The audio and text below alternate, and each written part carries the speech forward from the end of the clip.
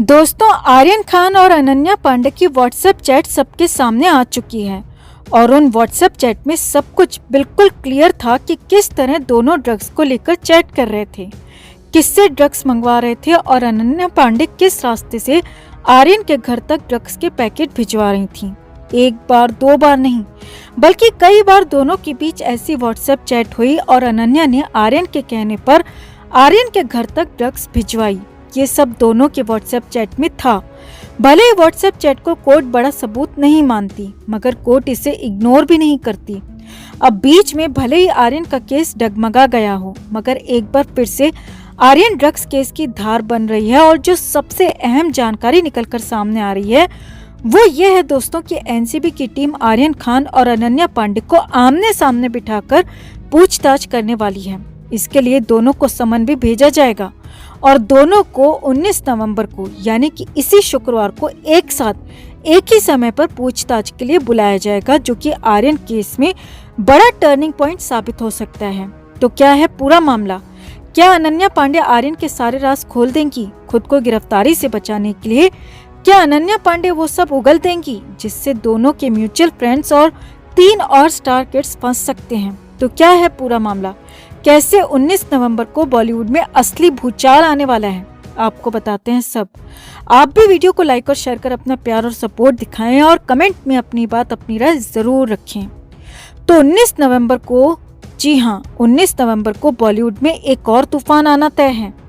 आज से ठीक 4 दिन बाद एनसीबी दफ्तर में 2 स्टार किड्स की एक साथ पेशी होगी और दोनों से आमने सामने बिठाकर पूछताछ की जाएगी।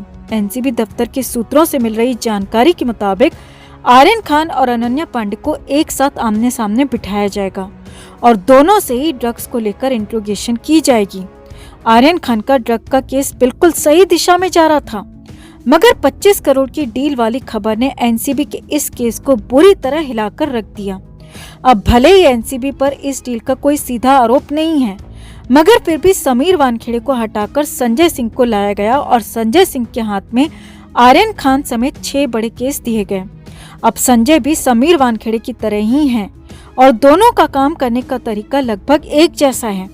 दोनों सीधा वार करना पसंद करते हैं। तो खबर है कि आर्यन खान और अनन्या पांडे का समन तैयार हो चुका है और दोनों के घर पर समन की कॉपी 18 नवंबर को भिजवाई जाएगी और दोनों को अगले शुक्रवार यानी कि 19 नवंबर को पूछताछ के लिए बुलाया जाएगा। सूत्रों की माने तो आर्यन खान के केस में अनन्या पांडे बेहद अहम कड़ी हैं। आर्यन सालों से ड्रग्स का आदतन बताया जा रहा है और ये भी सामने आ चुका है कि अनन्या पांडे आर्यन को ड्रग्स मुहैया करवाती थी। दोनों की व्हाट्सएप चैट में भी इस बात का जिक्र बिल्कुल साफ साफ और सीधे शब्दों में है। अनन्या पांडे से वैसे भी एक बार की पूछताछ बची है। अक्टूबर के महीने में 2 बार अनन्या पांडे एनसीबी दफ्तर में पूछताछ के लिए जा चुकी हैं और तीसरी बार की पूछताछ को अनन्या पांडे ने स्किप कर दिया था और उसी के बाद आर्यन खान का केस एनसीबी के हाथ से थोड़ा फिसल गया, क्योंकि बीच में ही कभी नवाब मलिक जैसे पॉलिटिशियंस अपनी रोटी सेकते दिखे तो कभी प्रभाकरन सेल और सैम डिसूजा जैसे लोगों के अलग अलग तरह के बयान सामने आए, जिसके बाद आर्यन खान का केस कुछ कमजोर पड़ गया और इसके बाद ही आर्यन खान जमानत पर जेल से रिहा भी हो गया। मगर अब अंदर की खबर ये है दोस्तों कि एनसीबी की टीम के पास आर्यन अनन्या से रिलेटेड कई ऐसे सबूत हैं जो न सिर्फ आर्यन अनन्या बल्कि 3 और स्टार किड्स को इसमें मुश्किल में डाल सकते हैं। और अगर आर्यन अनन्या को आमने सामने बिठाया जाएगा तो इन 3 स्टार किड्स के खिलाफ भी जरूर कुछ ऐसा सामने आएगा जो कि इन तीनों को मुश्किल में डाल सकता है। दरअसल अब एनसीबी की टीम के सामने अपने डिपार्टमेंट की साख को बचाने की भी बड़ी चुनौती है। आर्यन खान के केस के चक्कर में वैसे ही एनसीबी की टीम पर काफी लांछन लग चुके हैं, मगर अब नए अधिकारी के नेतृत्व में टीम और सख्ती से काम करने की तैयारी में है और इसीलिए चोट वहां पर सबसे पहले की जाएगी जहां पर लोहा अभी भी गर्म है। तो यकीन मानकर चलिए कि आर्यन अनन्या के साथ में होने वाली पूछताछ की खबर के लीक होते ही बॉलीवुड में हंगामा मच चुका है और असली भूचाल तो 19 नवंबर को आएगा जब आर्यन अपनी रेगुलर अटेंडेंस के लिए पहुंचेंगे। मगर आर्यन खुद के सामने अनन्या पांडे को पाएंगे और फिर दोनों को एक ही टेबल पर आमने सामने बिठाकर सवालों की बौछार की जाएगी। तो 4 दिन का और इंतजार।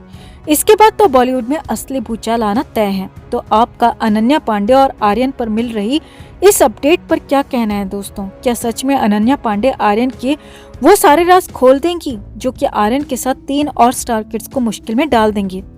तो आप भी इस बड़ी खबर पर अपनी राय जरूर रखें और वीडियो को लाइक और शेयर कर अपना प्यार और सपोर्ट भी जरूर दिखाएं।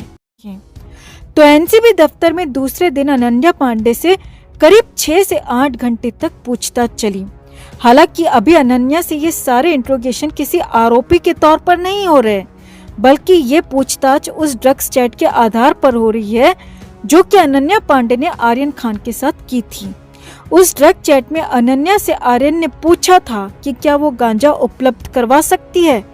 तो इस पर अनन्या ने आर्यन को जवाब देते हुए कहा था हाँ वो अरेंज करवा सकती है। इतना ही नहीं, उसी व्हाट्सएप चैट में अनन्या ने आर्यन को 2-3 ड्रग पेडलर्स के नंबर भी दिए हैं और कहा है कि इनके पास हर तरह का माल मिल जाएगा। इसके अलावा भी इस व्हाट्सएप चैट में ऐसा बहुत कुछ है दोस्तों जो कि कानूनों का साफ उल्लंघन करता है।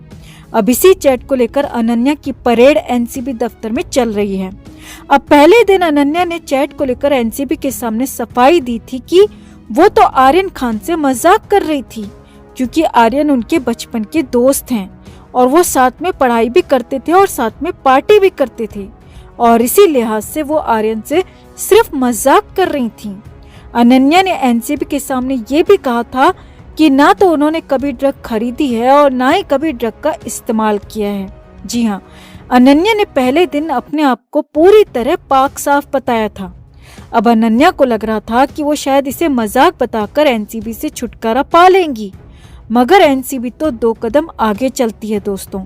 इसीलिए दूसरे दिन की पूछताछ में अनन्या के पहुंचने से पहले ही एनसीबी ने उस ड्रग पेडलर को दफ्तर में बिठा रखा था जिसके जरिए आर्यन ने ड्रग खरीदी थी।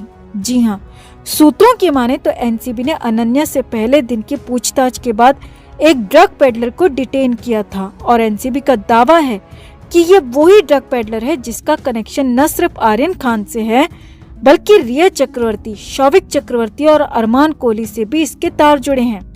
अब उसी ड्रग पेडलर को आंखों के सामने देखकर अनन्या के होश उड़ गए।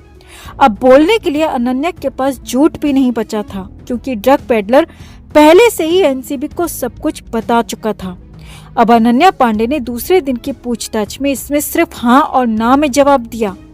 जो अनन्या पहले दिन की पूछताछ में एनसीबी को बहुत ही यूज्ड टू तरीके से ले रही थी, उस अनन्या को समझ में आ गया कि वो बुरी तरह फंस चुकी है। सामने आया है कि एनसीबी अधिकारियों ने अनन्या से रूम में आते ही पूछा कि क्या आप इस शख्स को जानती हैं? अब सूत्रों की माने तो अनन्या ने पहले कहा कि वो नहीं जानती। फिर एनसीबी अधिकारियों ने कहा मगर ये शख्स आपको जानता है। अब अनन्या को समझ में आ गया था कि वो फंस चुकी हैं, तो अनन्या ने बात को पलटते हुए कहा उन्हें ठीक से याद नहीं है, वो कंफ्यूज्ड हैं। अब सामने आया है कि इसके बाद तो एनसीबी ने अनन्या पांडे पर एक एक कर कई सवालों की बौछार कर दी, जिस वजह से अनन्या पांडे इतनी घबरा गईं कि अनन्या ने खुद के अस्वस्थ होने की बात भी कही। अनन्या ने कहा कि वो ठीक महसूस नहीं कर रही हैं, उन्हें लो बीपी लग रहा है।